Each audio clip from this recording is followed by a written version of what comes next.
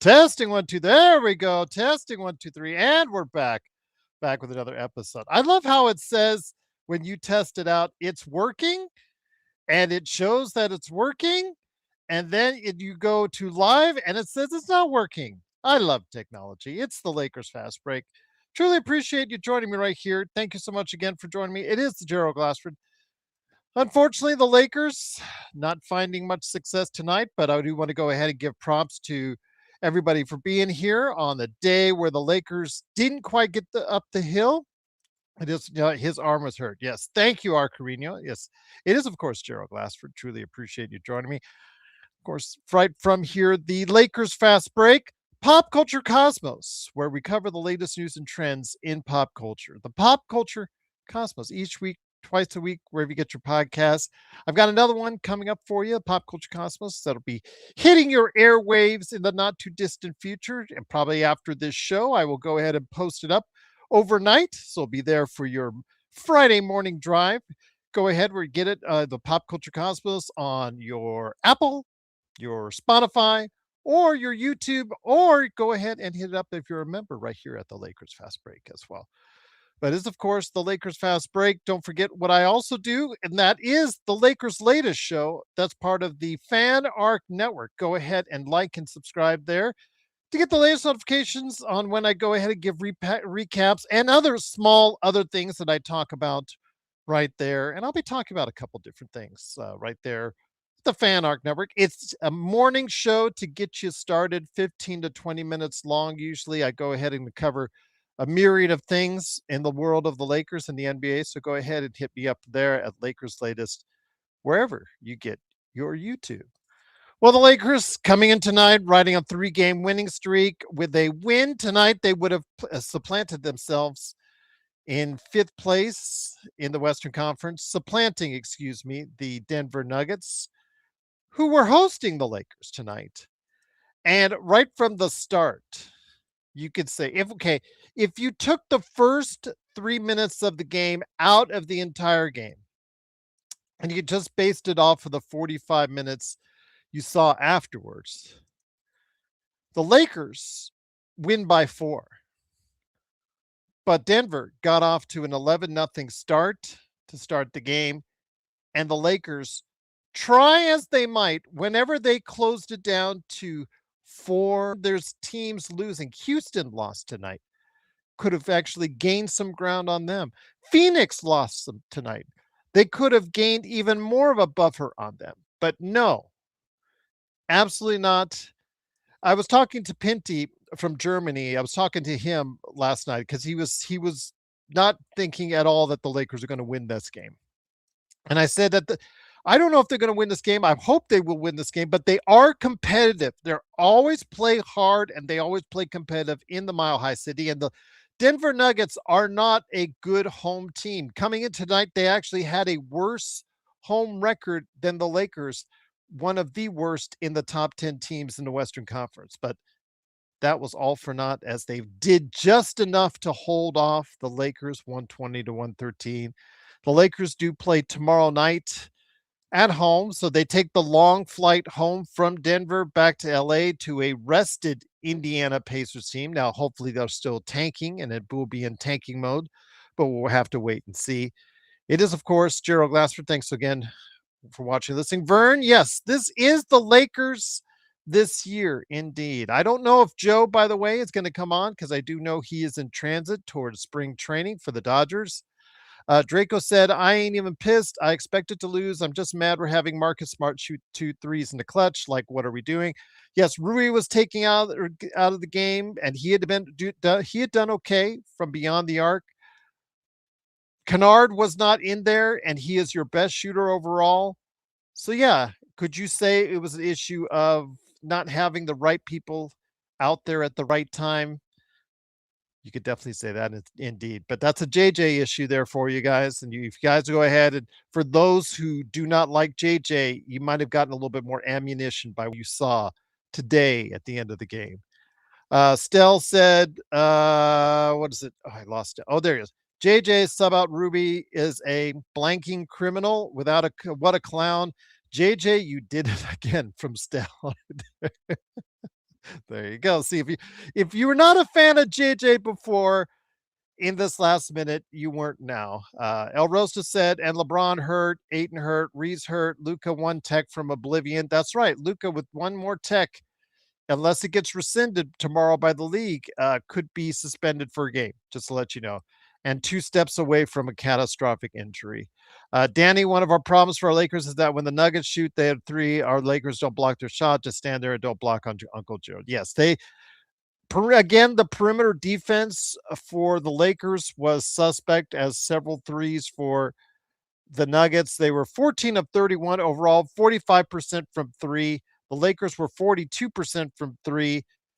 Again, just something that they need to go ahead and shore up as far as along the perimeter. Again, their free throw shooting kind of failed them, 10 of 15, 67%, while Denver shot 90% from the free throw line. They had 16 more free throws, mind you. 16 more free throws. Kind of hear those people who say, well, the Lakers get all the calls, the Lakers get all the calls, the Lakers get all the calls. Tonight they didn't get all the calls and they kept it close, and they had 16 less free throws tonight than the Denver Nuggets. So, you could take that for what it's worth. Juan said Reeves was horrible. Gerald, another bad game. Tonight for Reeves, again, for him, I don't want to say it's a bad game, Juan. I mean, it's just an underwhelming game for a guy that wants to get $40 million this summer. 6 of 11 shooting is efficient, 1 of 2 from 3, but it's just underwhelming. It's just that he was there. LeBron offensively good as far as his interior passings, had 3 steals. Austin had 3 steals, but those guys just didn't take it up another notch in their scoring when we needed them to. If they both get to 20, it's a closer game for this. In fact, they win. If they both get to 20 points, we win this game. And Deandre Ayton. Let me take a moment, guys. I want to hear your thoughts in the comments on this. Deandre Ayton, 5 minutes in, did not have an impressive start to the game. JJ was absolutely ticked off. As I mentioned, they got off to an 11-0 start. I believe that's when he was pulled. And it was reported then, well, it actually was reported at halftime, because he did, as soon as he got out of the game, he left the bench and went back to the locker room area. He reported, or it was reported by the press and the media, that he had knee soreness. Are we sure about that, guys?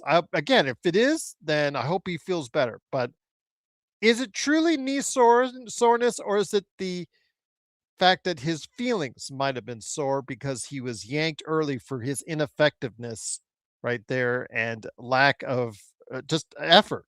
Jackson Hayes, again, I will go ahead and say what Joe has said, because Joe has said that this has been his best season overall. And I think today we shows that he made a really good effort today replacing Deandre Ayton. For him, 19 points, 5 rebounds, 8 of 10 overall. I still can't, it still bothers me when he gets caught out of position. It gets caught out on the key a lot. But I know he was gassed at several points in that second half because, that he's playing a lot of minutes for him, and B, it is the thin air in Mile High City. So I get that. I understand that. I wish that we could do something about trying to have a better center lineup around Hayes and support for Hayes, but we've got Clint Capella, aka Deandre Ayton. Your thoughts, those guys, I want to hear them. Is it time to make a change in the starting lineup? Is it time to go Hayes? We did have Hayes last season, if you remember, as the starting center, and it went okay for the start. It went actually pretty good for the regular season, but you saw that it was a problem in the playoffs. But for the rest of the regular season, are you guys interested at all in a change in the starting lineup at center? I want to hear your thoughts on that, indeed. Stell said, we have Luke Kennard and Rui as a bucket. JJ, you fake coach, go back to podcasting. Again, if that's your deal on JJ, I can't say I'm going to argue with you on that, because JJ is still an inexperienced coach, and we've seen evidence of that throughout the course of the season and last season where he gets out coached.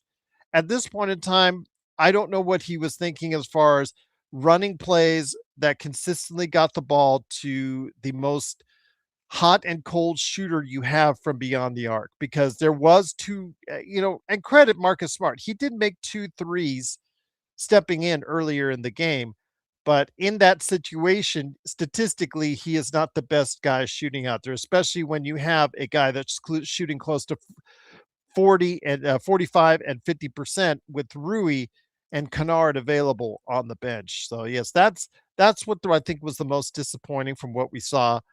But with the Lakers again losing 120 to 113, I'm going to go ahead and get you where they're at. They're at 37 and 25 on the season. Right now, they're sixth place, a game and a half out. See, that cost us a full game. It's not only did the Lakers not take over fifth place in the Western Conference and be right there, right behind Houston, they lost ground to both Houston and Denver tonight, a game and a half out from fourth place essentially in the Western Conference. And Phoenix is now back within 2 games of the Lakers as well, despite the fact that they lost tonight. So yeah, just a disappointing time indeed. JY says the new wave of refs don't like Luka. You could tell he has a superstar, ever been an MVP Finals MVP, and the top technical guy. Gee, that is a good question, because you put out as far as even LeBron doesn't get that as many T's. I would probably say, yeah, that's a good combination that you don't want to have. As far as JY, off the top of my head, I like to say no, and that's something obviously he has to curb. He has one left, unless this technical tonight, which was kind of shaky at best, gets rescinded. I think at this point in time, it looks like that we're going to go ahead and see him on very careful ground going forward with only one T before he gets a suspension. Chris says Ayton can kick rocks, started strong at the start of the season, now is a disappearing act. No backbone, no thank you. Again, with him, you've gotten the DeAndre Ayton experience. I mean, you saw a tease. He teases you with what he can do as the former number 1 overall draft pick, and you see why he burned his bridges in Portland and in Phoenix. It's just a tired thing. And even if he picks up the contract, I think the Lakers can still trade him. You're going to say, well, who would want him? Who would want him? At $8 million, it is a tradable contract. You just have to figure out who, along with Ayton, you can trade that is desirable. And that's something that I think we're going to have to work out during the course of the summer. But I think it can be done even if he picks that up. Stell says, why are blaming the players, guys? Are you all blind? It was JJ Redick that cost us the game period. Again, JJ not having the shooters out there in those spots, at least one of the two. Kennard had been sitting for quite a while. Rui had just been taken out of the game in that final minute. Yeah, absolutely.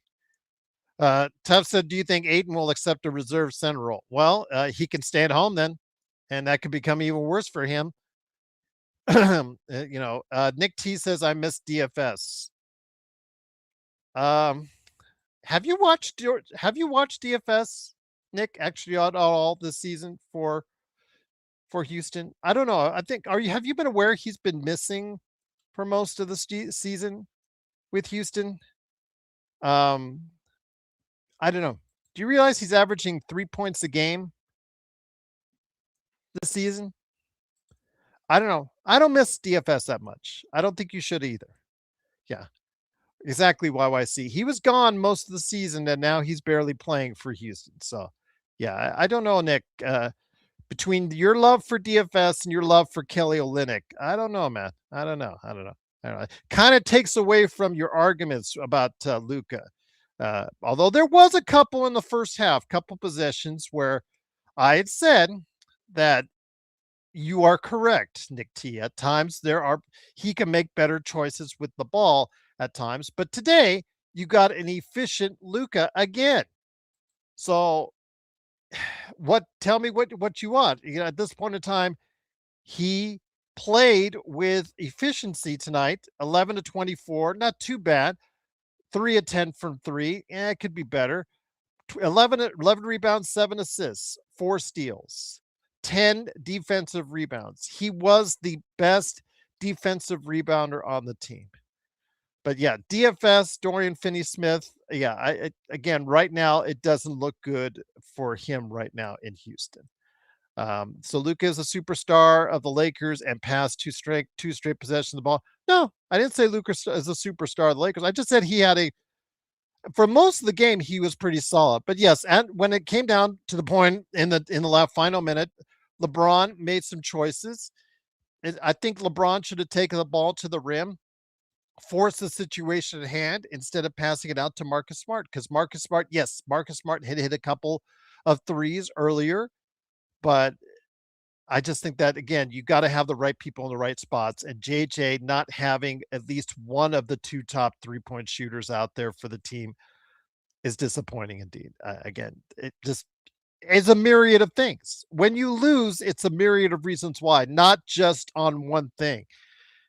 Coaching, players, situations, choices that they make, choices that the coach makes. It's a myriad of the reasons why the Lakers did not execute in that final minute, because that final minute was the swing between the Lakers winning and the Lakers losing. But I will give the Lakers credit.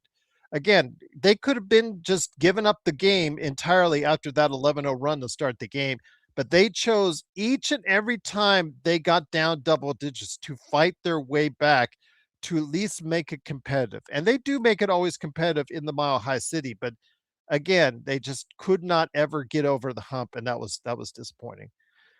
Gustavo said, yeah, in that situation, Marcus Smart, again, he's a 33% three-point shooter. You have them out there for defense, but you should have alongside of that a Kennard or a Rui that's above 40%, so you can go ahead and get them to look instead. I'm not going to sit here and defend that decision in that respect. But Gustavo says a mediocre team, and they're playing like it. Gustavo, they're playing like it. They are what they are. At the beginning of the season, we have, and I'm still listed. You have to scroll down in the notes section for this channel. You still have to scroll down quite a bit. There are over 12 of us, 12, 13 of our panelists that we talked about the season and we put where we thought the Lakers were going to be. And most of us thought they were going to be in fourth, fifth, or sixth, as this is right where that most of us expected to be. When I talked to, if you looked at back at my team reports I did for interviews with media personnel from all around the world talking about their teams that they cover. I did one for every single team in the NBA. Most of them put the Lakers in third, fourth, fifth, or sixth. And this is right where they're at. This is what we expected from a team that is top heavy, is reliant on three players to get the job done almost every time, and to have not as much depth as you would like to see because of it. Gustavo said, Gerald, the Lakers are not getting anywhere with Redick next year.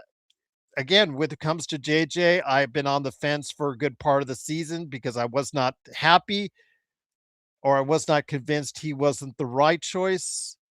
But yeah, as I've talked with Joe, because Joe he's still there a little bit with JJ, but I'm leaning towards your direction, Gustavo, and I'm leaning towards it heavily. And I would not be sad, or I would not be surprised if a change is made. If Rob is out, you might see JJ out too. And I don't care if they've signed extensions or not, but it doesn't matter. With Mark Walter, he is making changes the way he sees fit. He's bringing in a lot of the Dodgers personnel into this mix. I know that Tony Bennett from Virginia, as far as the former coach of Virginia, being put on as a advisory role for the draft, obviously should make some people's eyes like, what's going on there with the possible future coach for the Lakers there, if that's the case. Again, this is just up for speculation, but it does make things more interesting when Rob walks back from the office to the car each and every night, and when JJ flies or goes home from the office each and every night. Because again, this is designed from what Mark Walter is doing, looking like it's making things more uncomfortable and making things into a much more of a win now situation, or at least have something good in mind. Because right now, the Lakers, again, for every step forward that they take, they seem to take a step back. Isaac says, "Does Jeannie still have a say?" Well, she says she was told that she was asked to stay on as team president, but it's clear, Isaac, when you have all these organizational changes with the former Dodgers execs, former Dodgers VPs, former head of departments of Dodgers moving over into the Lakers, we can see who, from a personnel standpoint, is calling the shots there. From a basketball standpoint, it was still made clear 2 weeks ago to the media that, of course, Rob Pelinka is still making the shots and taking the shots out there for now. But again, if this team disappoints and is an easy first round out, you might see something happen sooner rather than later. JY says that's Jeannie gave everyone extension because she knows. Yep. Yeah, this, remember, JY, this was done before the sale. The extensions were made with Rob and JJ before the sale was made. So, it, at least they'll be set up. They've got their golden parachutes for when they're finally moved out. Intel, he said, Welps, it was close, I guess. Again, Intel, they're very competitive in the Mile High City, and they had a chance to win, but it's the execution down the stretch. And the Lakers, as we've talked about before, supposedly one of the best clutch time records in the league. But yeah, it's right now. You see, they cause a lot of the pain themselves. They cause a lot of these close games with just the way how they play. And in these times, in that last minute, the execution, coach not taking a timeout, like you're saying, Pinty, take a timeout, bring in Kennard or Rui, could have done it. He had an opportunity to do so, and it just didn't happen. He just felt more comfortable out there with Marcus Smart. I know that Marcus Smart hit a couple shots from three earlier in the game, but I would have had at least one of my good shooters out there.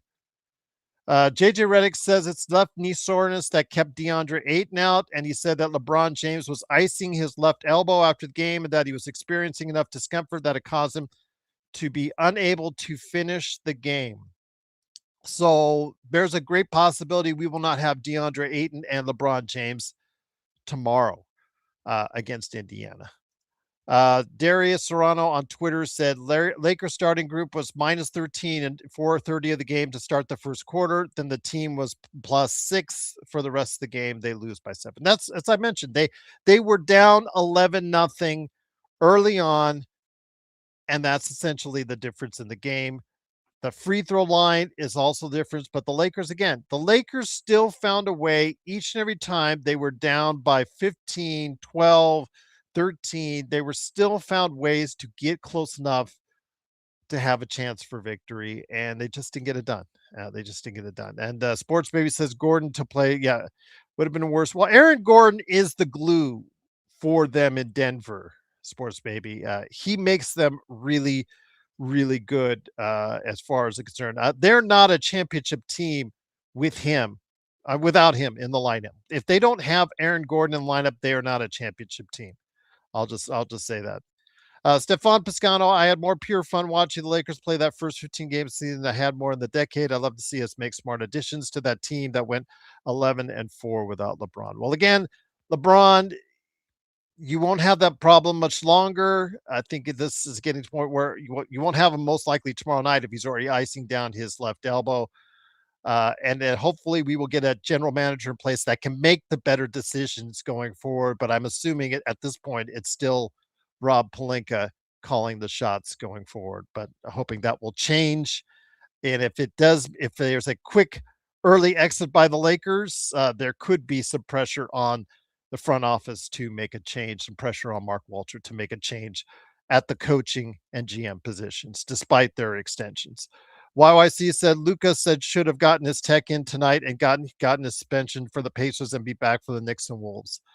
YYC again, we don't know if that technical is going to be rescinded. It was kind of a weak technical because if you took a look at the replay, it was he just said something offhandedly and immediately got the T. I think that's how what they feel about with Luke at this point. He's cried to the ref and whined to the ref so much that he is just quickly just going to get the quick T at all time because he's not able to argue to the level of other players because they're just tired of his act. As far as I can say, give me a night off from Rob. Okay, I will give you a night off, Stefan. I will give you a night off. I'll give you a night off from Rob for now. So I'll give you a night off. I can't defend the guy every day.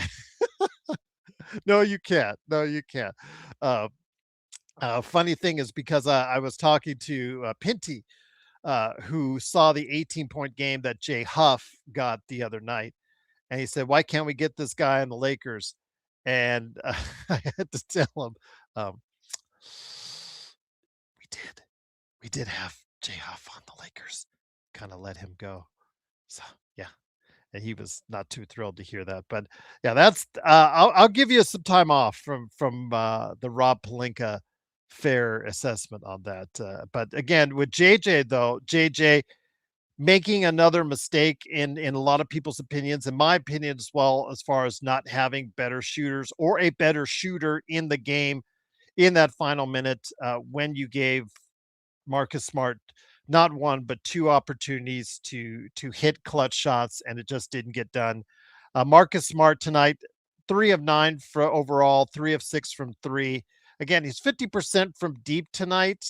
You do have to put that in perspective, but overall on the season, if you play the odds and you see him and he's a 33% shooter on the season, yeah, the odds aren't going to be in your favor. And I get that and I understand that. And I'm not going to defend that out there. I do know he plays better defense than Kennard, and Kennard was picked on, if you saw, and especially in that second half, that they targeted him on almost every play. Rui's up. Rui could have been out there though, and Rui actually was pulled out. I believe what with about a minute and a half left. I believe, if I'm not mistaken. So yeah, and it could have been where you could have seen him out there instead, but need I digress? Sports maybe says you guys should have gotten Zubats, but you didn't have nothing to give him because Rob. Let Stefan off the hook for tonight. Sports baby, he's stressed out. Let him off the Rob hook for tonight. So yes, we'll have to wait and see. Nick T says Lakers got first 15 easy schedule by the league. I'm not going to go into. You guys go ahead and discuss that if you want to evaluate the teams or how the season was early on in the first 15 games for the Lakers. And if you're insinuating it's fool's gold, again, I'm just telling you right now. I picked this team, I believe, for a fifth place finish. So it's even less than my expectations right now with the Lakers in sixth place, but it's right around where I expected. So I'm not too surprised where they're at. JY says Tim Hardaway has been a Laker killer throughout his career. We talked about that. In fact, Tough mentioned it. Shout out Tough, JY. Yeah, he talked about how Tim Hardaway has been that guy. I know when we talked to Frank, and Frank is on here, and Frank is in the chat, and you know Frank, if you're a longtime member, Frank comes on periodically. He's a Dallas guy. Even before the Luka trade, he was here with us because he interacted with us. Really good guy, but they were just tired at that point of time of the Tim Hardaway Jr. experience. But you saw what he did in Detroit, and if you have him on the right contract, he can really be a good surprise for you. And he's been good for Denver, but that's on the veterans minimum. If you have him on the veterans minimum or the mini mid level, I think it makes more palpable for the days that he's hot and cold and the days when he's cold. So he is a very streaky shooter himself.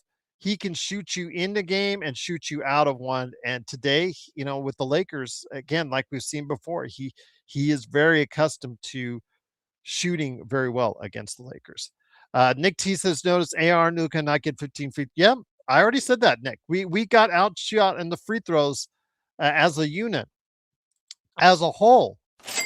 We got 16 less free throws.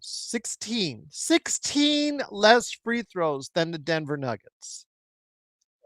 There you says it. Suns and Rockets lost. Nuggets 31 though. Free throws. Yeah, that's what I said right there. But also here today, good man indeed. It is my good friend, Mr. Legend from I Got Next Sports. Legend, great to have you here. I'm hoping all is well with you and the family, my friend. Your thoughts, my friend, on what's going on with the Lakers. You saw them today. Again, a team that puts and finds himself always, when it comes right down to it, in the clutch for one reason or another, whether it's because they, like today, they find themselves battling constantly to get up that hill, to get close enough to be competitive, or sometimes they just let teams they play down to their competition to let them in the game. But today they found themselves down early. They found them down 11 to nothing to start the game, and they just never finished it off. They never got back up the hill. We see that often with teams where they're just not able to overcome that hill, that whether it's a psychological thing or whatnot. You see teams, they come all the way back, they get to within, they sometimes tie, they sometimes get down by 1 or 2 points, and they just don't get over the hump.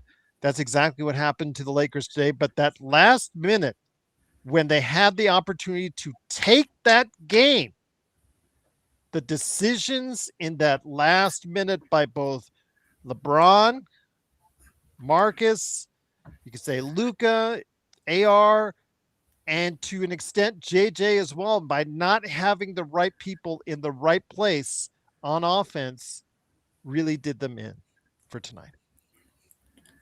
First I'll say JSJ. I'm gonna keep Steve Kerr. You can keep JJ. I'm good on that. But yeah, I'm good on that. No, we got our own problem, but I'm good on that part. But a lot of questionable things. The LeBron part was definitely kind of odd. I'm not for sure that got something to do with the elbow injury or not. Why he didn't dunk it or lay it up? He just passed He's out of it. he's had it iced down, and I think he didn't even finish the last 10, 20 seconds or whatnot of the game. He got hit, his elbow, LeBron's elbow was really hurt, but I was questioning why he didn't go for a layup and instead passed out for three, and that may have been the reason why. Legend.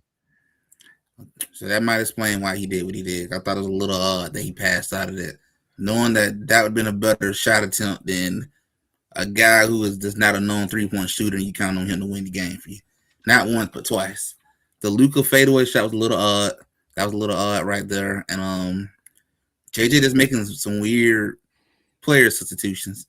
I think there was one time he was bringing in Jake, who has been struggling on it. Not sure why you did that.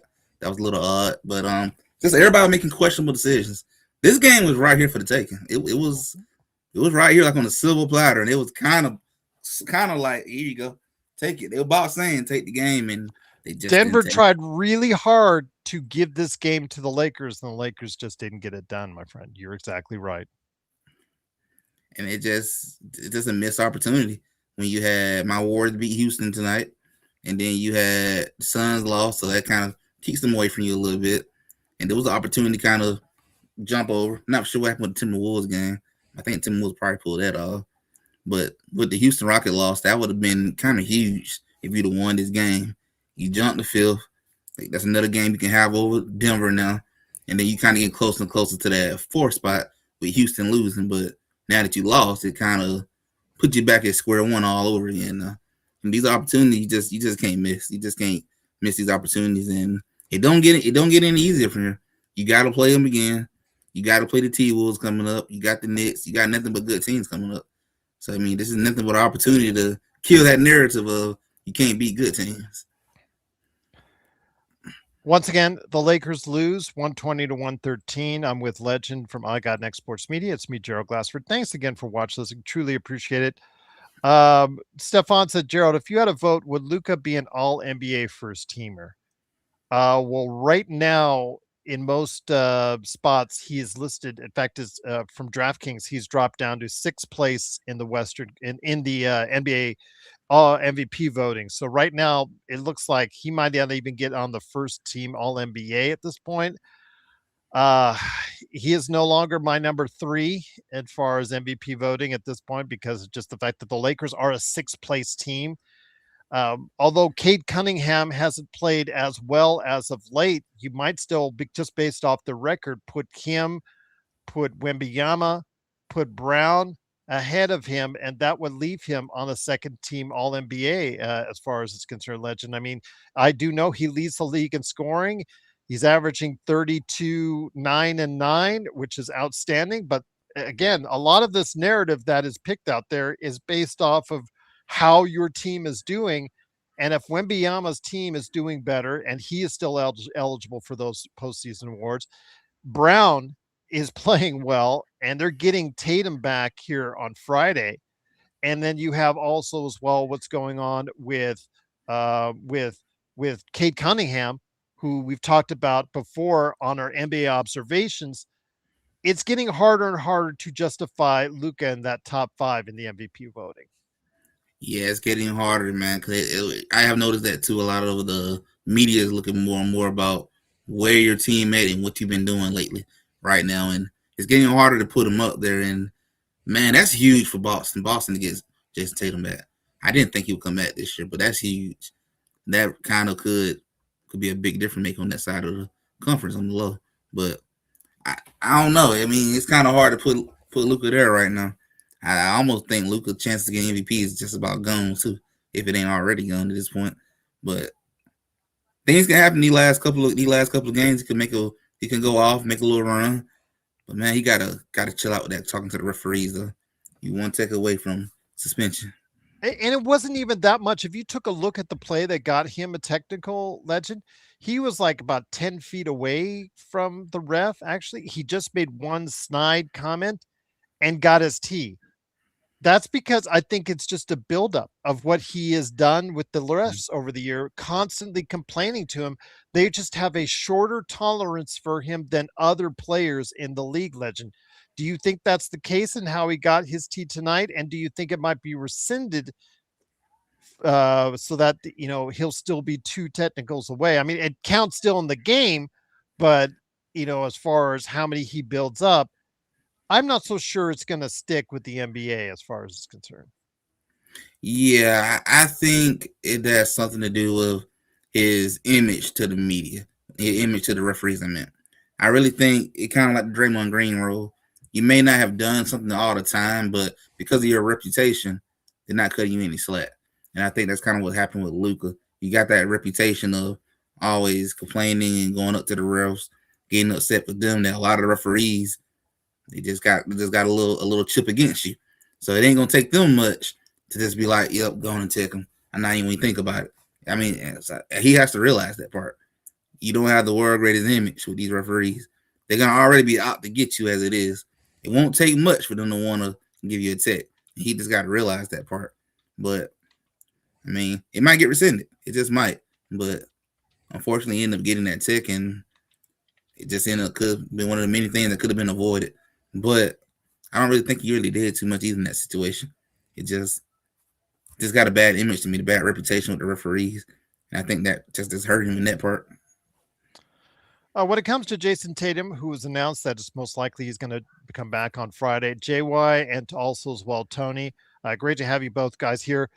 I think it comes down to he sees how well they're doing, and he just feels compelled. You sit on that sidelines, and you just see how well your team is doing, and you see them at a point where maybe if they just have that one extra thing that can get them over the hump in the Eastern Conference and get them into the NBA Finals where anything can happen. And no, will he be Jason Tatum MVP candidate? No, but if he can be 12 to 15 point a game coming off the bench, because I have a feeling they're going to start, at least have him come off the bench for now, because we've seen Wembanyama, Zion Williamson, we've seen star players this season come off the bench for more than one game, for multitude of games, and just coming back from injuries, Legend. So I have a feeling that people are under, well, he's not going to be the same. No, I don't think he's going to be the same. I don't think anybody should expect him to be the same. Yeah, at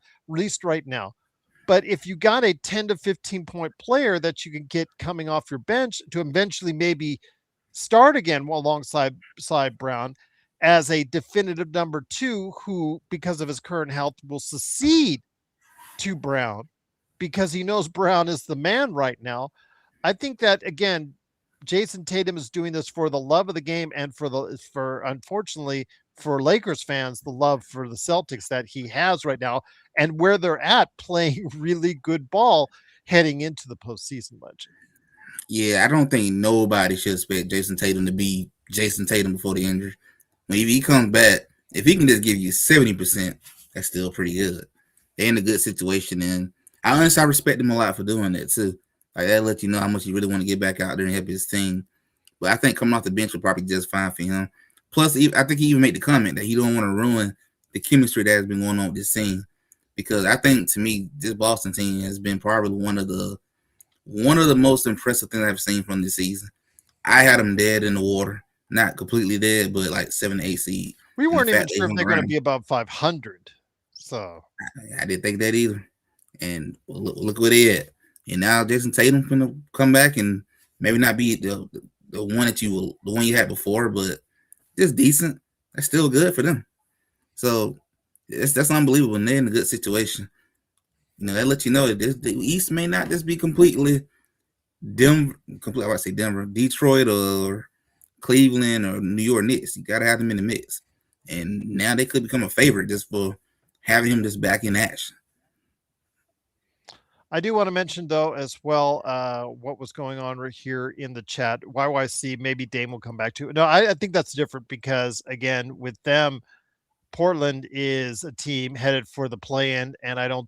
They, there's no real need, even if he is. I mean, we saw him; he can still shoot threes, as we saw him win the 3-point contest. But I don't think there's much of a need for him to, or much of a desire for him to come back. I think I would wait for him to come back at training camp later this year. I think that again, when it comes to what we're seeing with Portland, a less than mediocre team, a team that are they still under 500? They're right now, yeah, they're under 500. So 10th place in the Western Conference, and they don't plan to move off of that. They may get above the Clippers, they may not, but they're not getting out of the play-in. So I don't see them bringing back Damian Lillard under any circumstances this season. I don't either. I just don't think it's worthwhile. Like they're not finna go anywhere. They're not finna probably not even getting to play in. They're not gonna win much. Well, they're gonna probably get to play in, but they ain't gonna win it. Like it's just no point. There's no point in him coming out here risking getting hurt for no reason. Just go and shut it down. Come back in training camp, see what happened over the summer, what the team do, and go from there. Jason Tatum, I can understand him wanting to come back. They playing for something. Like they actually got a chance to get back to the NBA Finals. Portland ain't nowhere near that. They not even Yeah, sniffing the AC. if Charlotte plays the Celtics, as the chat is suggesting, Legend, I'm That rooting could be for interesting. Charlotte. That's a good story. Is Comp Knipple now your rookie of the year? I don't want to discuss that here on my next NBA observations. I didn't want to bother you with an NBA observations this week after you told me you were having your family health situation. So I do think we gotta have one soon. But right now, I'll just ask it: who is your rookie of the year right now? Cooper Flag is coming back after 8 games or so, but he's playing on a losing situation. I mean, Com Knipple has been the main reason why Yeah, there's other reasons why in Charlotte, but a big reason why bigger Charlotte reason. is now back to 500 after being dismal the first part of the season. Your thoughts, my friend? Who really is the rookie of the year right now? I gotta go with Gun Nibble. I have to go with him. He's been balling for Charlotte. Charlotte, I don't think Charlotte has been over 500 in I don't know when. It's been like that long. So I think I have to go with the kid from Charlotte. He's been just playing the best. Teams winning over 500. Even though Cooper's been putting up good numbers, playing well too. To me, the biggest difference is one person team is winning, the other one's losing. I would lean more to his side than Charlotte just because they're winning. And who knows? They might pull an upset in the playoff. I honestly wouldn't be surprised. Now. They've been playing that good, beating a lot of good teams. That might be the number one interesting story out of the entire season is how the Charlotte Hornets just flipped the script. Look like a darn good team right now. LaMelo has been playing well. I mean, so it's just hard to believe that I can take Cooper over that kid in Charlotte right now. I think he is winning rookie of the year right now. I have Com Knipple right now as my front runner. Again, it's about the winning to me as far as is concerned, and Com Knipple and his play has led to his team winning. A flag right now has led to just some really good stats, but I think he is a winning player. He just needs I guess, a better foundation around him going Better forward, running and mates. yeah, exactly. So, I want to go ahead and ask what was asked earlier for you, your Hawks, your Atlanta Hawks. Who do you want to play least? Pistons or Celtics? Mm, I'm gonna go with the Celtics because of the experience. Even though I understand Detroit number one team in the East and all that, they're still young, and the word is already out in the streets. You stop Cade, you stop the offense. I'm gonna say Boston's the hardest opponent I would rather avoid because, like I said, they got the experience, championship pedigree. You have Jaylen Brown, who ain't afraid of the moment, and now you can have Jason Tatum right back in the mix too. You got a lot of good role players that's gonna step up. I would honestly think the Celtics squad is more of the dangerous squad to play in round one. If it was me, I have a better shot at possibly beating Detroit, just knowing that you stop Cade, you stop the offense pretty much. And they're a young team. They're gonna make mistakes, just like my Hawks. Both two young teams. So there's a very good chance they're gonna make minimal mistakes. While Boston probably not gonna make the minimal mistakes. They got veteran players on their team, and they got championship pedigree stars. So I would want to avoid Boston if it was me. Once again, it is Legend from I Got Next Sports Media, along with me, Gerald Glassford. Thanks again for watching. Listening. The Lakers lose tonight. Tough game, 120 to 113. T3 says if Com Knipple was on Dallas, he would not be winning either. Yeah, a lot of it does have to do with the Yeah. teammates that he's on with, but these guys were also, most of those guys outside of a Knipple and Diabate were on teams that in the past couple seasons were not doing well.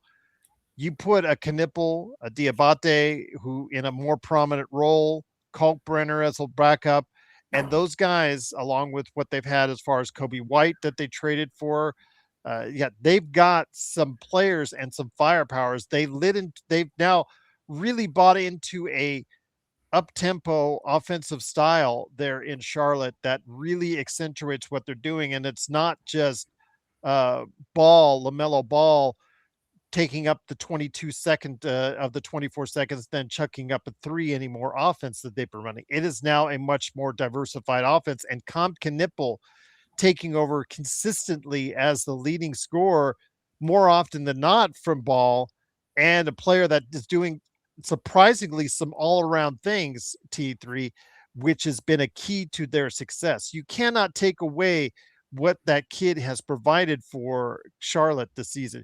If Flag was there, you would probably say yes, they would probably have a similar trajectory, but I cannot say enough right now that why that Knipple is, it should be the rookie of the year right now because of the fact that he is helping this team to win. And to me, that means a lot, Legend. Yeah, that means a lot to me when it comes to winning these type of awards. It's not always about the stat. It's also, to me, the most important part is how is your output affecting the team overall play. And for that kid in Charlotte, it's been positive. I mean, the team's been winning. They've been looking so much better, so much smoother. It looked like Charlie may have found a possible future star in the making. Hard, who knows? Could be something really special out that kid coming up.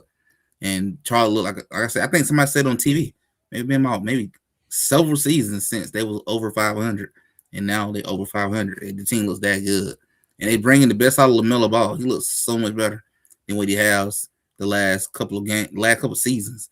So I mean, this kid is going to change life in Charlotte, and I think that's just hard to overlook. Even though I said Cooper Flat putting up good numbers in Dallas, but at the end of the day, the numbers he putting up is not translating to winning right now. Even though one person may have a better situation than the other, but you got to look at the winning part too. It ain't always about stats. You got to look at what is your team doing too. And that kid is they're playing winning ball. And I think Charlie got to be thrilled. Whoever drafted him, get that man a pay bonus. He did a good job on that scouting. Yeah, absolutely, indeed. Zach, we were wondering if you were there. We were talking Discord, and we're wondering if you were there. Yeah, yeah. Sorry that the Lakers didn't get it done, but again, they're always competitive in the Mile High City. It's just, again, they don't seem to always execute down the stretch in Denver, and tonight was no exception as the Lakers lose by 7, 120 to 113. Again, legend, we're still seeing the Lakers in a spot where a lot of people are unhappy with right now. And I know that Silver said the Lakers realistically have no hope this year. At least find out what the young players can do and don't go too hard, just not just to get injured in first round exit, build tradable assets.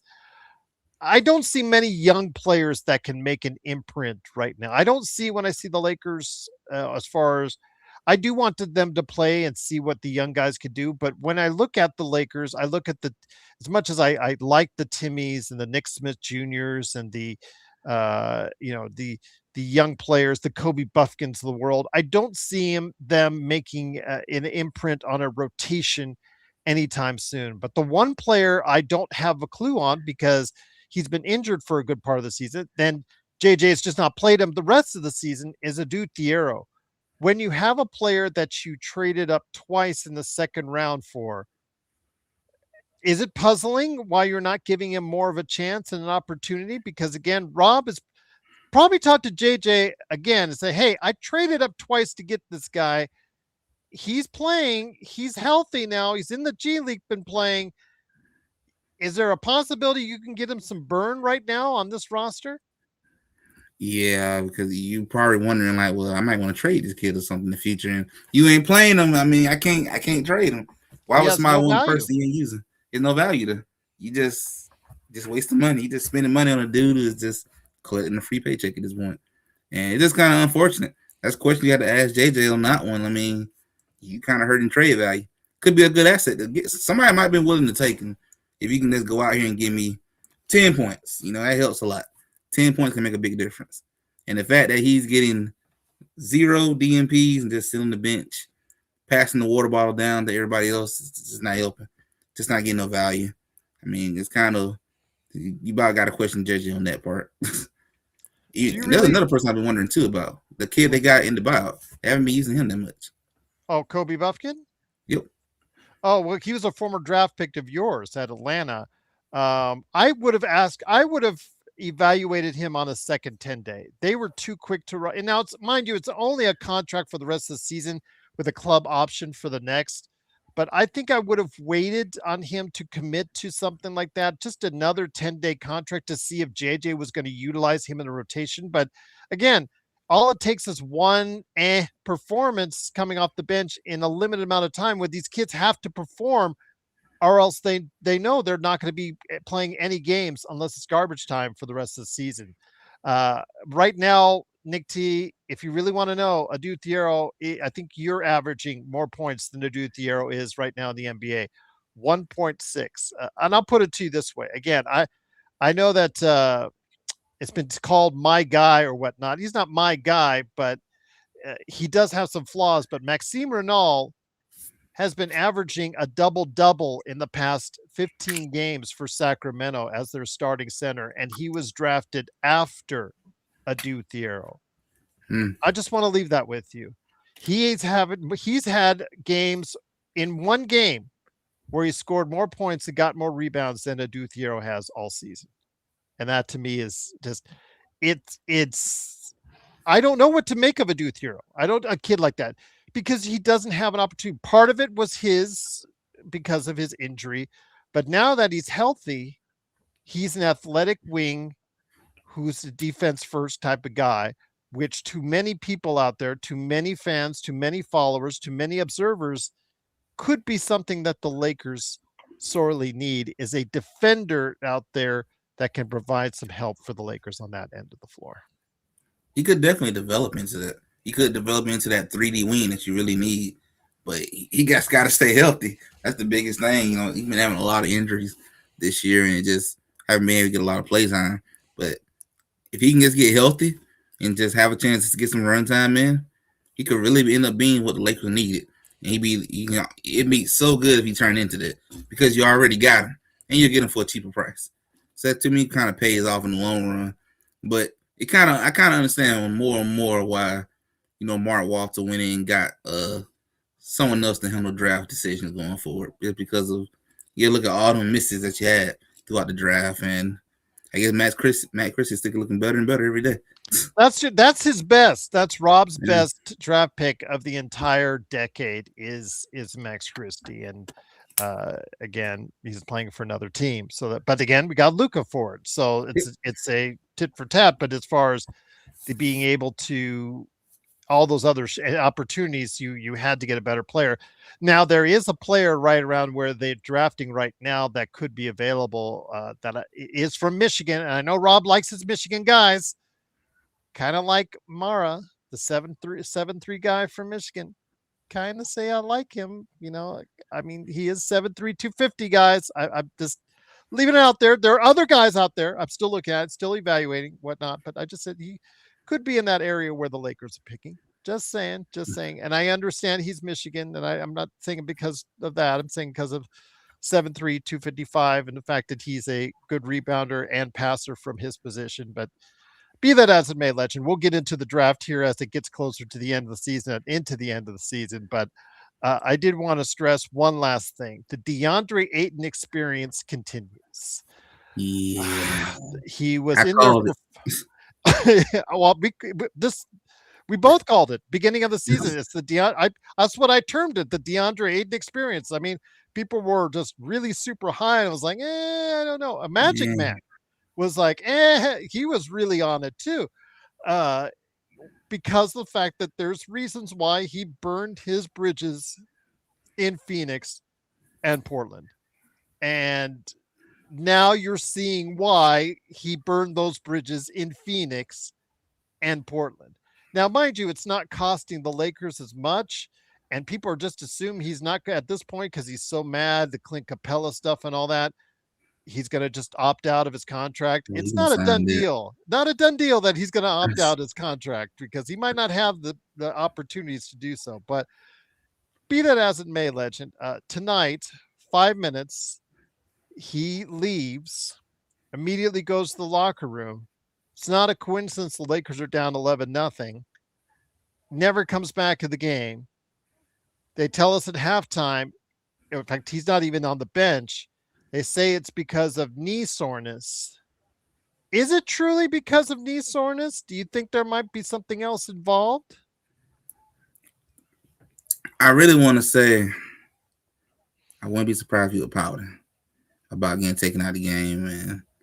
Because to me, it's hard to really believe when he says he's hurt because all the comments he'd been making the last couple of weeks, the Clint Capella, them trying to make me only a law threat, I can do more than that, and all these comments, it's just adding up, and it makes it harder and harder to really believe him.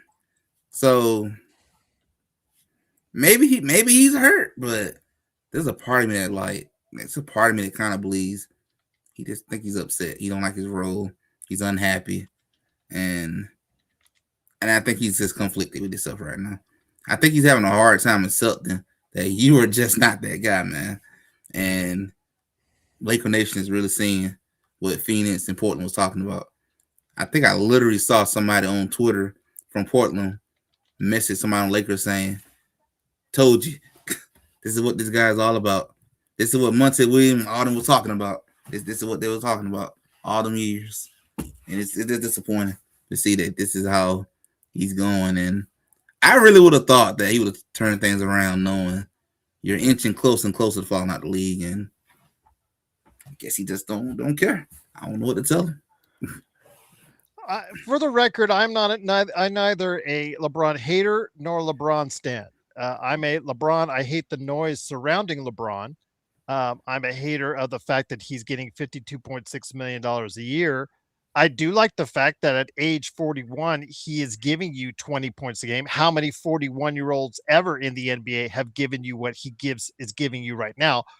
But I hate the fact that we're paying $52.6 million for it. Absolutely hate it. If we were paying $10 million for it, you guys wouldn't all be complaining. But I agree with you. You should be complaining because he's being paid $52.6 million a year. And today, again, despite again another efficient shooting day in a row, it was only 16 points but 8 assists. I He did make some good choices later in the game, Legend, by interior passing to Jackson Hayes. It's those decision making that, again, because he doesn't like to take the shots down low. Maybe it was that elbow. I don't know. Again, why he didn't take those layups and pass them up for threes to Marcus Smart. I don't know for sure, but I'm not a LeBron apologist. I'm not a LeBron lover. I'm not a LeBron stan. I'm not a whatever you want to say. I hate the noise. I've said it time and time again. I hate the noise surrounding LeBron. His career and legacy would be so much better in my eyes without it. Mm-hmm. But the fact that he is producing more than any 41-year-old ever has in the NBA totally gets discounted because the fact he is costing the Lakers $52.6 million this season. Because LeBron is known for his whole career about making the right pass, and I'm not sure in that situation it was about the elbow or maybe he was making the right pass, but I can definitely tell you the internet. Some people on the internet are gonna probably get you with the Kobe and MJ would have took that shot, but that's how some people are. But yeah, I'm gonna assume it has something to do with that elbow. Maybe he didn't take it because that was a little weird that he He had didn't just. hard on that elbow. He had really hard on that elbow. And I'm thinking maybe they had a reason why he didn't lay it up because that was very odd. He did it twice. That's why I'm like, it got to be more to that because he could have easily really dumped it or laid that up easily. Like that was like a wide open 2 points. So the fact that he passed it up to a person who's not really a good 3-point shooter to me says a lot. That it has to be something to do with that elbow injury that he had that must have been still bothering him to make him do that. But who knows? We might find something out about that tomorrow, Wise. Well, Silver, again, yes. Robert says, can you really hate the fact that we signed him to that contract 2 years ago? And first year he was all NBA, Lakers gave him that contract. He barely made the all NBA third team, if I'm not mistaken. And if I just looked the stats up, 24 points, 24, 8, and 7, 37% from three. I don't know if you could really call that an all NBA, or was he on all NBA 13 because he was LeBron James at 40 years old? Again, a very productive year for a 40-year-old, but if he was 30-year-old LeBron James, would you feel like you're getting your $52.6 million value from what he did last season? That's the question I would have back at you, Silver. Again, not in any mean-spirited way, but I would say, did he have at any point in the past 2 years $52.6 million worth of output, Legend? That's what I'm getting at right there. Did you get your money's worth on either year of this contract? I mean, 40 and 41, no one has played better than this Right. statistically. But $52.6 million wise, you're expecting something, I think, a little bit more. I mean, for him being his age, this has been impressive. But that's a lot of money for what he's been doing, and he ain't putting up the production to be worth $52 million. That's just a lot. At this point, maybe 15, 20 million at most, but to me, that's about it.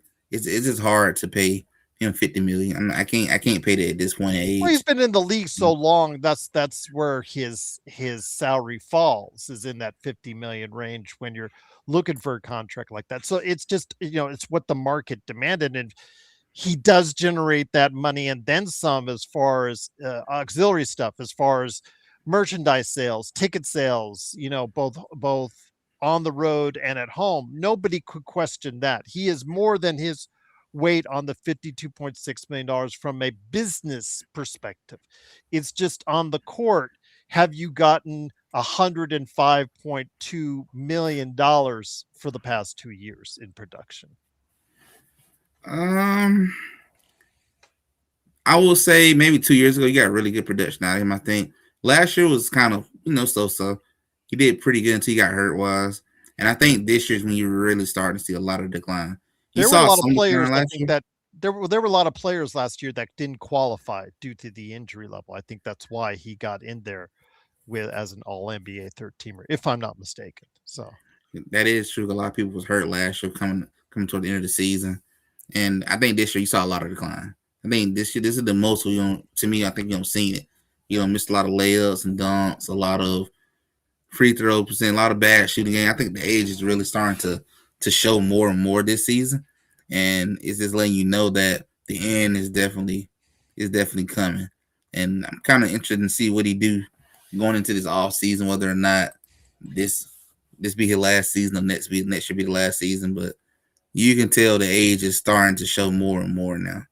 You're seeing it. well, the thing is, Nick, you want me to talk about the great Jokic before we head on out, and the video game numbers. He almost had the unenviable quadruple double tonight, quadruple double. Mm. Not the kind that you want. 28 points, 12 rebounds, 13 assists, but 9 turnovers. The 9 turnovers is what I'll focus on here first before we get to the good stuff. The 9 turnovers. When he is committing 9 turnovers, legend, you have to win the game when he is committing 9 turnovers.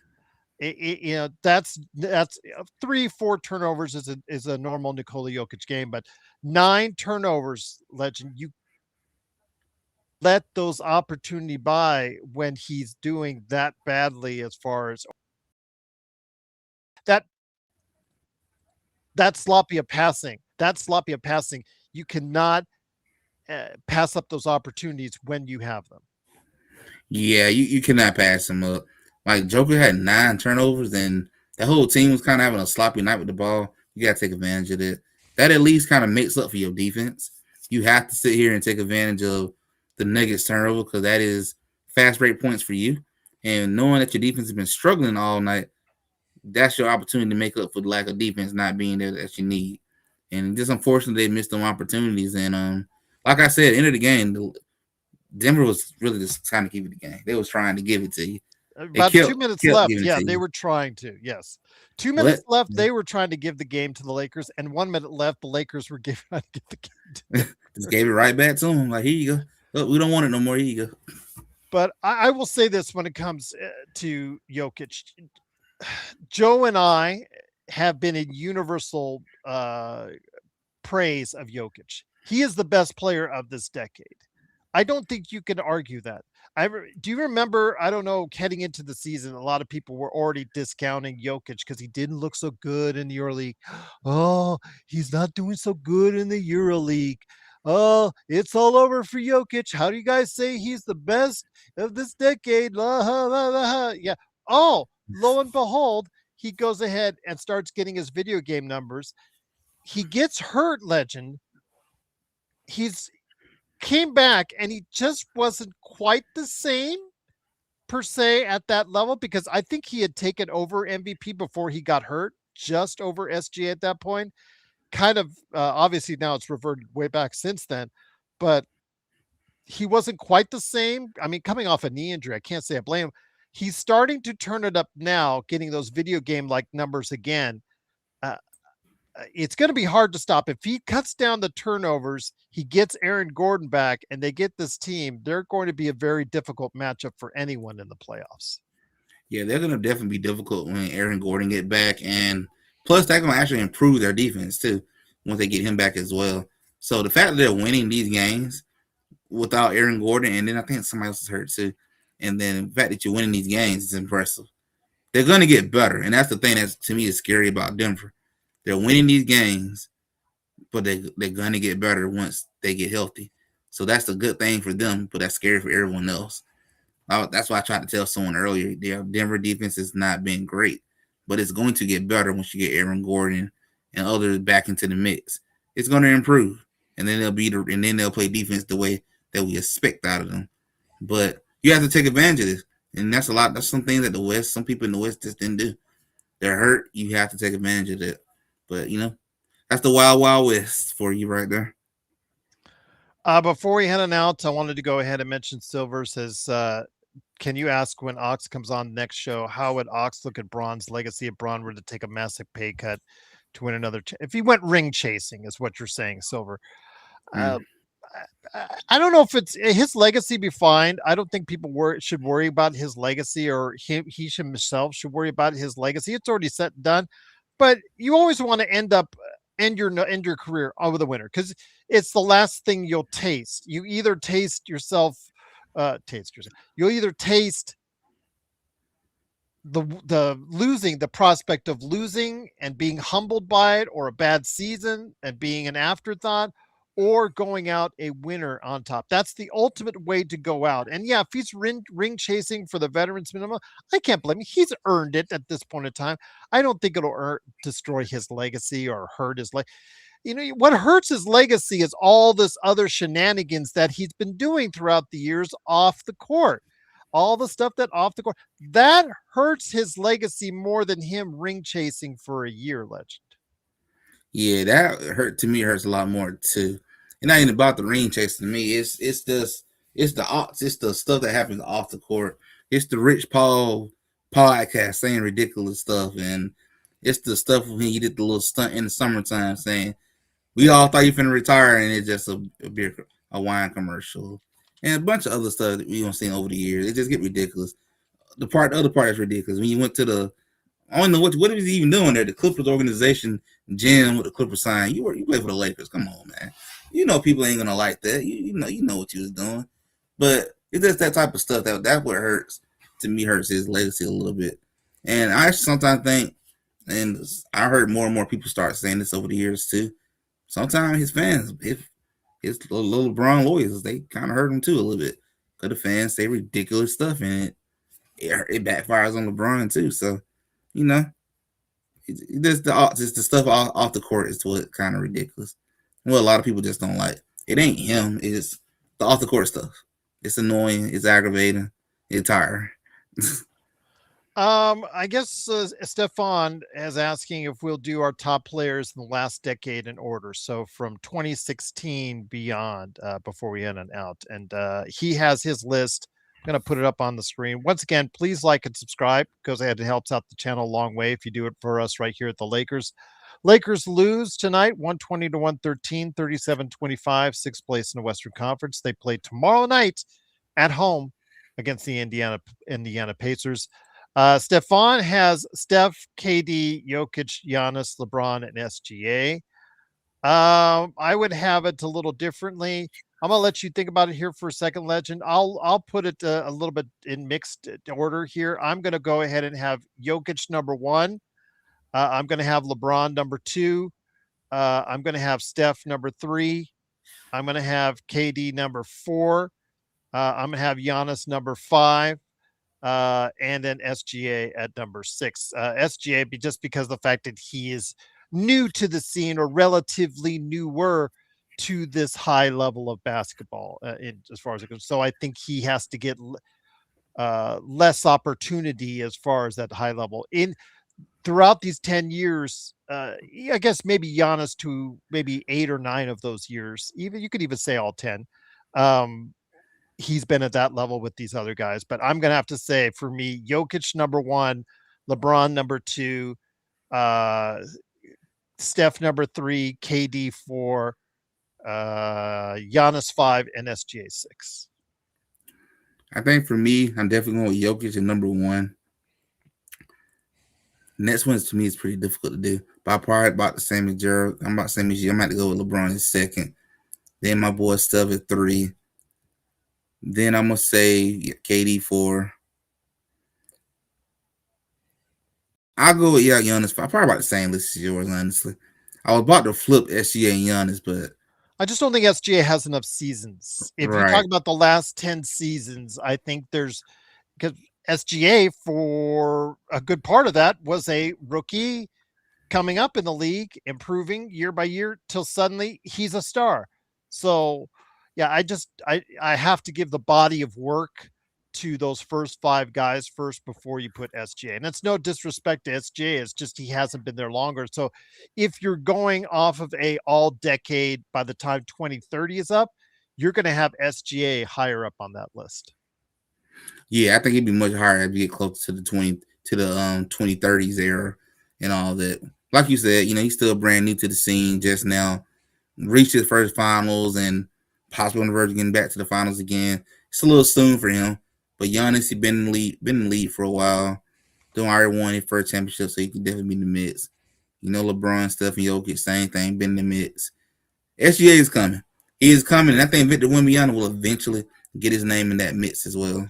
Yes, good. Yeah, yeah, absolutely. Our Carino says, "Hope your daughter is better." Legend. Thank you for remembering that, Carino. It does help a lot. Oh, Everything's you mean my okay though. girlfriend, not daughter, though. Oh, girl, because you said you're girl, so we weren't sure. Yeah. So, okay, all right, just because we always with John, it's always his girl that has been feeling under the weather.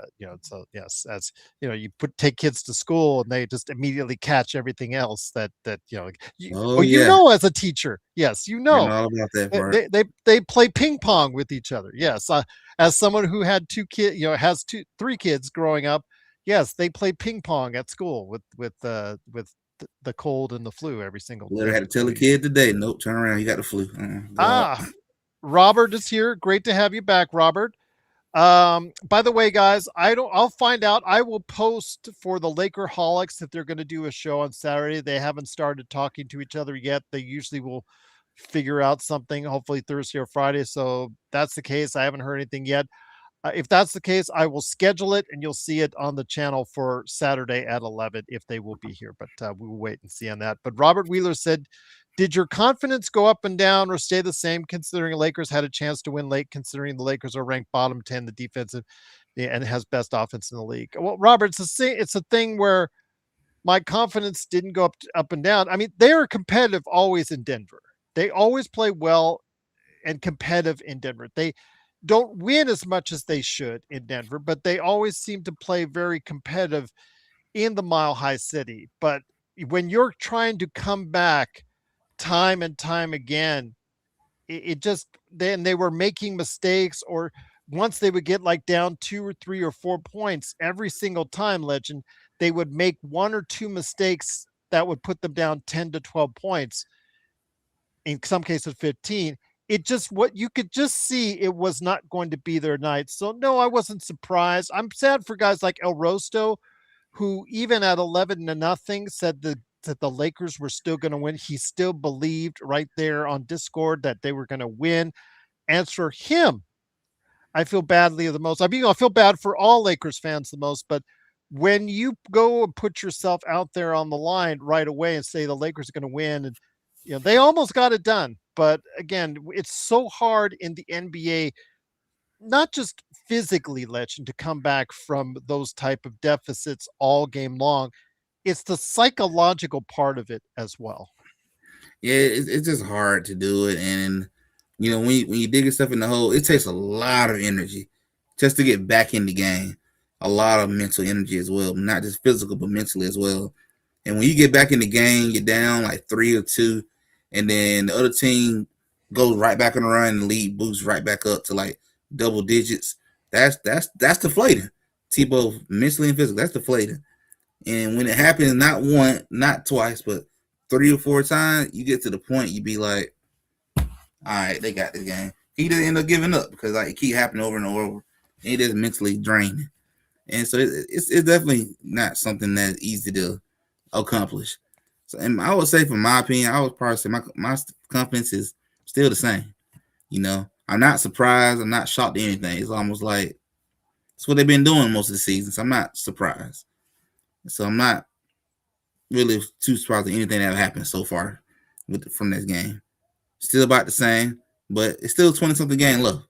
It ain't over yet. But these next few games, it's critical. It is critical, especially that knowing that they are confident foes, and it affects how the playoff going to be in the season. It's critical.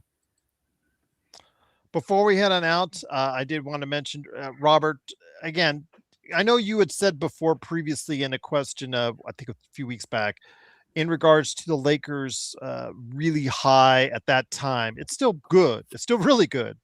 Uh, Numbers in the clutch. And I told you at that time it's misleading. And it's oftentimes where the Lakers play to the level of their competition. Sometimes they play down, sometimes they play up. Tonight they played relatively and up to their competition. They came close to victory many times. They came close to getting the lead many times. They just couldn't quite get the hump. But I think what you're seeing is the Lakers down the stretch. They aren't money and they aren't clutch every single time out. I think that record was kind of misleading, especially early on when they had that gaudy record in the clutch, because of the fact that they let a lot of large leads go to the point where it became a clutch game when it didn't need to. So I'm just going to say at this point in time, they have to figure out something with a minute left in the game where they have to be consistent and go to it. Whether or not LeBron's elbow was hurting to the point where he couldn't take the basketball to the basket, even though he was right near the basket, you'd have to ask him. And I don't see any quotes from him after the game saying otherwise. But the decision making and not having a better shooter out there to go alongside. You could keep Smart out there, but why was Laravia out there? And Laravia had been struggling all game long from the field. So why wasn't Kennard or Rui? Why was Rui taken out at 2 minutes left in the game? Rui is a 40% plus shooter. He had actually made some shots from three. Kennard, same thing. I understand Smart was 3 of 6 tonight, but that's probably the best you were going to get from a 33% overall shooter. I just think that you should have had one more shooter out there that could have made a difference, Legend. Yeah, and it would could have made a big difference. If you had maybe Luke and Rui out there together, can make a big difference. Two dudes who are like high percentage 3-point shooters, who are 8 out of 10 gonna knock it down. But you go out there and you put Jake LaRavia back in, who has been struggling. It's just some type of things that make you kind of question: can JJ really be the guy long term or not? It makes you question that type of stuff. And right now, it don't look like it. It's like he's gonna be here temporarily and end up being somebody else. But it just shows the inexperience and that he's still learning, still making mental mistakes. But you shouldn't have a guy who is not a great 3-point shooter taking game winning shot not once but twice. You can't have that. That need to be like Luke Kennard or Rui taking that shot, who both got very high chances of probably making it out of 2 tries. James Hex, who says you guys don't focus on the failures of the coaching with JJ enough. Every game he falls short. You don't stay on the show to watch it. When I was on JJ's case earlier in the show for more than 10 minutes. So don't tell me that. Okay. When you come on the show, you watch us having a conversation about another part of the game or talking about MVP or talking about other things in the league, and you say we don't focus on JJ enough. You look bad. You look stupid. You look so out of place doing that. You don't watch the whole show. Just like you probably don't watch the whole game. You come off like a goof and an idiot every single time. You know that puking emoji? Put it on yourself, because you should puke on yourself, because the dumb ass comments you keep making every single time you come on this show. Watch the whole show. When we criticize JJ and call him out for not putting out shooters out there, like I did extensively at the beginning of this show. So please, for the love of God, man, shut up or put a decent comment out there more than often, because you don't put them often enough. You put up there is garbage, and you should actually be puking on your own self. And I'll let it go right there. It's dumb, Stefan. It's dumb because he comes on this show, he comes on the chat, and all he does is this obligatory puke emoji each and every time out, criticizing us, criticizing Joe, and it's just like he just comes on because he's flipped over from whatever fan base that he's been on previously 5 minutes ago, or whatever show he's been watching 5 minutes show, and he comes on here, and that he takes the whole value from there. He takes the whole show from what 5 minutes. It's obvious in his statements. He just does not have a clue, and I'm not going to give him the money to buy one either, because it's clear he can't buy a clue as well. JSJ said, "Hey Gerald, are you ready to see Cody winning the belt tomorrow?" Well, I don't know. I mean, is Cody winning the belt tomorrow against Drew McIntyre? We'll wait and see. I'm not convinced he is. I'm convinced they're going to do something else, and that they have McIntyre going to WrestleMania with the belt. So we'll see. But yeah, Black. I mean, when you come on with your takes against John Black, I mean, I think uh, he doesn't like him all the time, but you come up with some solid stuff. Uh, but James, he just brings no value to the conversation. I gotta call it out. You gotta call it out. You just got to have smart conversations. But yeah, if you don't, then just shut up and listen. It's just that simple. Yes. Oh, you like that? You like that? By the clue? Yeah, yeah. Yeah. I've been saving that one for a while. But before we head on out, see if I can go ahead and pop this up. This was the conversation that they had with Ed Malloy on the Pool Report legend. Um, what did Luka Doncic do to warrant a technical foul? It appeared the referee waited until after transition possession to call it. Why was there a delay? Ed Malloy said Doncic was issued a technical foul for using profanity directed towards a referee. We are trained not to stop an offensive transition when calling a technical foul on the defense. The next question is near the end of the second quarter, the Nuggets appear to turn the ball over on an inbounds pass. After the Lakers gained possession, the play was stopped and the Nuggets were allowed to inbound the ball again. Why was that decision made? The decision was made because Jokic never had control of the ball out of bounds. Therefore, it was not a legal throw. I mean, that That's weird. either which, yeah, I mean, that's one call, didn't decide the game, but Luka with his his rep, his rep legend. I mean, Yeah. this is a body of work rep. It's just like, the things we talked about with Draymond Green. Draymond Green has done so much to beat down the refs that I think he gets more slack than most NBA players because of the fact they're just Mhm. so tired of his act and they just tune him out unless he really does something egregious. When it comes to Luca, he is whined to the refs so much they're just tired of his act. They're just tired of it, and you reap what you sow. But again, as much as I love having Luca on this team, I said right from the get go, legend, he comes with some certain things you Yeah. have to deal with if you're a Lakers fan base. That just doesn't change. It's just who he is as a human being, and it's so hard for him to change. And one of those is arguing with the ref, legend. Yeah, that's just one of the things you sign up for when getting somebody like Luca. He did it in Dallas, and I didn't expect it to change when he got to the Lakers. So it just pretty much what you sign up for. You're gonna get a guy who is gonna complain a lot to the referee, get plenty of texts, might play defense 1 minute and might not play defense the next. It's just pretty much what you sign up for. That's why Dallas had to make that special roster to be set up so particularly to fit around the type of player he is. So I know he can be aggravating. He can be probably annoying to a lot of people with the whining, but it's kind of part of the package when it comes to him wise. And I don't know there's a lot of Laker fans kind of gotten tired of it, but it's kind of what comes with it. Last question from JY. When will the Lakers beat a team above in the Oh, I don't standings? know. I don't know, Uh, man. I'm gonna go out on a limb. I'm gonna say the New York game. I'm That going to might say the New be it. York game because New York, you don't know what you're getting from one day to the next, even though they do have a better record than the Lakers.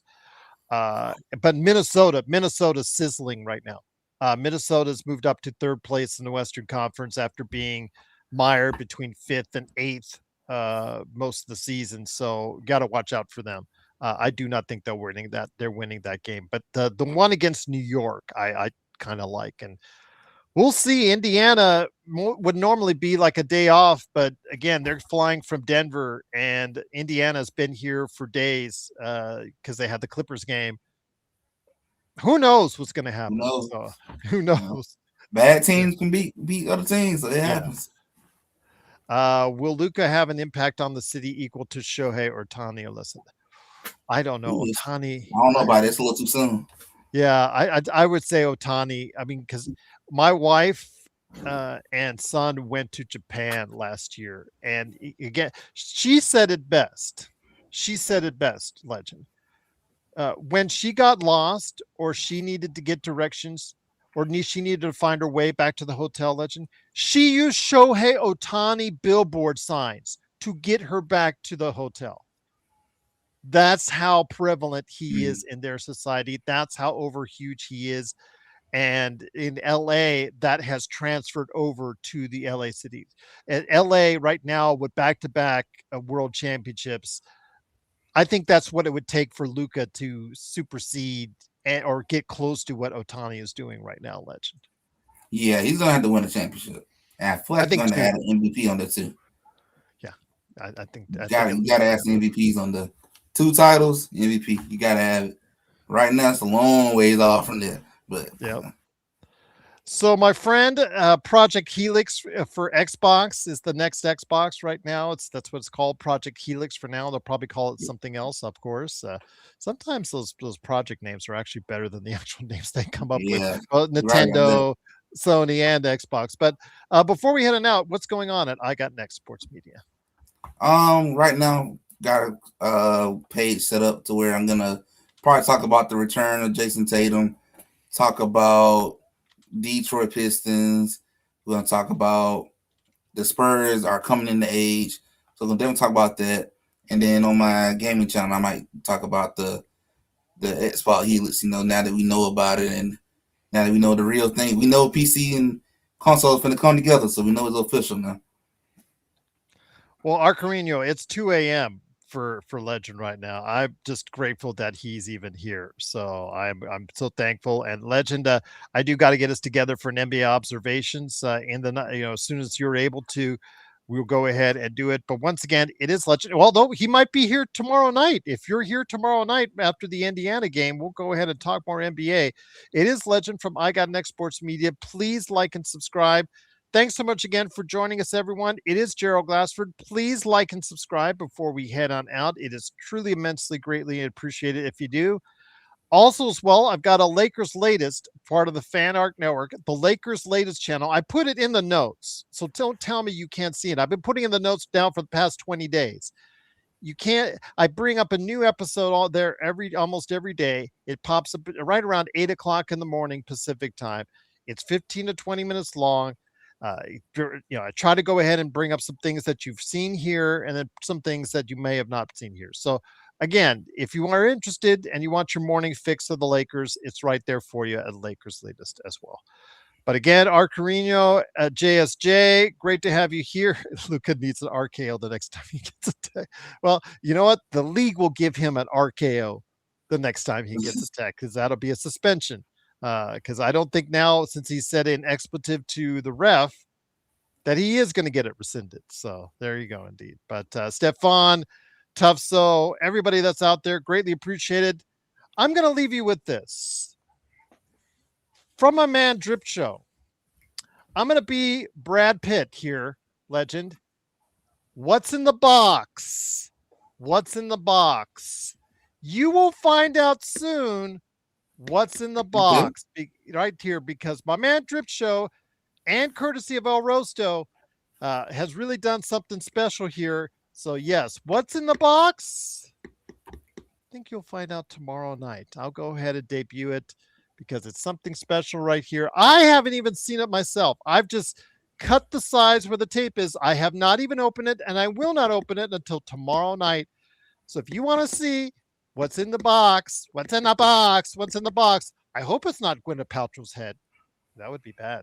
Well, spoilers. But yes, if I will show what's in this box, because I think we're going to be doing a promotion for it. So if you are interested to find out what's in this box, come back with us after the game.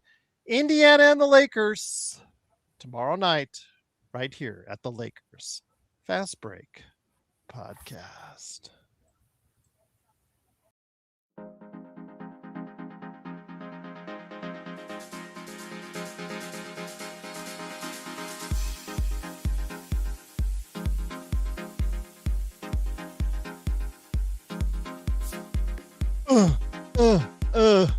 Joe, yes, yeah, doing the Joe thing there.